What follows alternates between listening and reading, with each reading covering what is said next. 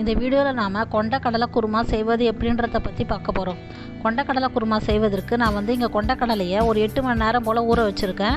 ஊற வச்சு எடுத்து அலசி அதை ஒரு குக்கரில் போட்டுக்குங்க. போட்டுட்டு அந்த கொண்டக்கடலை முங்குற அளவுக்கு தண்ணி ஊற்றிக்குங்க. ரொம்ப அதிகமாக ஊற்றிடாதீங்க.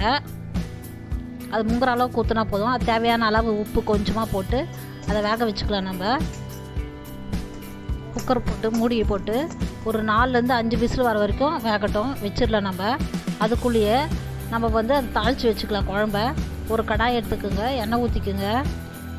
3 ஸ்பூன் அளவு எண்ணெய் ஊற்றிக்குங்க. எண்ணெய் நல்லா காஞ்ச உடனே 1 ஸ்பூன் அளவு கடுகு போட்டுக்குங்க. கடுகு பொரிஞ்சு வந்த உடனே ஒரு 10 பல் பூண்டு போட்டுக்குங்க. பூண்டு நல்லா பொரிஞ்சு வந்த உடனே நம்ம ஒரு 2 வெங்காயம் போல் நறுக்கி வச்சு அதில் போட்டுக்குங்க. பொடியாக நறுக்கி நம்ம வெங்காயத்தை நல்லா வதக்கிக்கணும். போட்டு வதக்கிக்குங்க. இப்போ இதில் 4 விசில் வந்துடுச்சு. குக்கரில் 4வது விசில் வருது. எடுத்து வச்சுருங்க. அதை நிறுத்திட்டு இப்போ வெங்காயம் நம்மளுக்கு வதங்கிருச்சு. தக்காளியை போட்டுக்குங்க. அதில் தக்காளியை வதக்கிக்குங்க. வெங்காயம் தக்காளி நல்லா வதங்கட்டும்.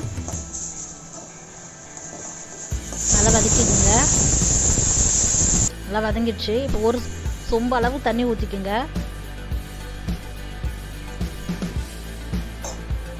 ஊற்றிட்டு இப்போ அதுக்கு 1 ஸ்பூன் அளவு மஞ்சள் பொடி போட்டுக்குங்க. அதில் 2 ஸ்பூன் அளவு மிளகாய் தூள் போட்டுக்குங்க.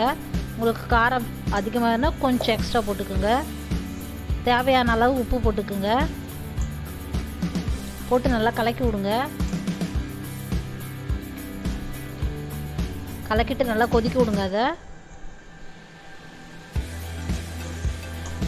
அது கொதிக்கட்டும். நம்ம அதுக்குள்ளே தேங்காய் விழுத ரெடி பண்ணிடலாம்.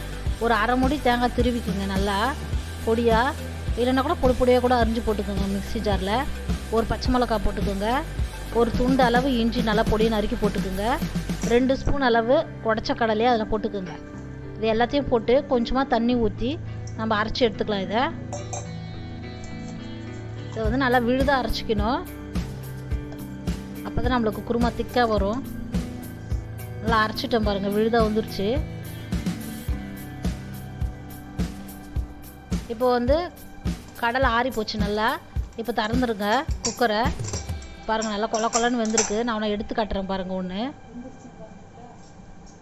கொஞ்சமாக தண்ணி திட்டமாக ஊற்றி வேக வைங்க. இப்போ பாருங்கள் நான் எடுத்து காட்டுறேன் பாருங்கள். அது பாருங்கள் நல்லா கொல கொலன்னு வெந்துருச்சு பாருங்கள். அழுத்துனா நல்லா அழுமிங்கிடுச்சு பாருங்கள். இப்போ நல்லா கொதிச்சு வந்துருச்சு.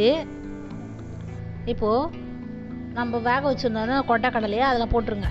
தண்ணி நான் கொஞ்சமாக திட்டமாக ஊற்றுறதுனால அந்த தண்ணியும் சேர்த்து ஊற்றிட்டேன். அது நல்லா கொதிக்க விடுங்க. இப்போ நல்லா கொதிச்சிருச்சு. நம்ம அரைச்சி வச்சுருந்த தேங்காய் விழுது அதில் எடுத்து ஊற்றிடுங்க. ஊற்றி நல்லா கலக்கி விடுங்க. அதை கொஞ்சமாக தண்ணி கலக்கி ஊற்றிடுங்க. அதில் அது நல்லா கலரி விடுங்க.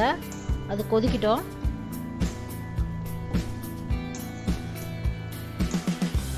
கொதிச்சு வரட்டும். நல்லா கொதிச்சு வந்துருச்சு பாருங்கள். நல்லா திக்காக வந்துருச்சு. இப்போ நம்ம கருவேப்பிலை கொஞ்சம் போட்டுக்கலாம். இறக்க போகிறோம். அதனால் கருவேப்பிலையை போட்டு நம்ம இறக்கிடலாம். ஸ்டவ் ஆஃப் பண்ணிவிடுங்க. கலரி விட்ருங்க நல்லா. இதை எடுத்து ஒரு பாத்திரத்தில் ஊற்றிக்குங்க. நம்மளுக்கு கொண்டக்கடலை குருமா ரெடி ஆகிடுச்சு. இந்த வீடியோ பிடிச்சிருந்தா லைக் பண்ணுங்கள், ஷேர் பண்ணுங்கள், சப்ஸ்கிரைப் பண்ணுங்கள். மறக்காமல் பெல் ஐக்கானை கிளிக் பண்ணுங்கள்.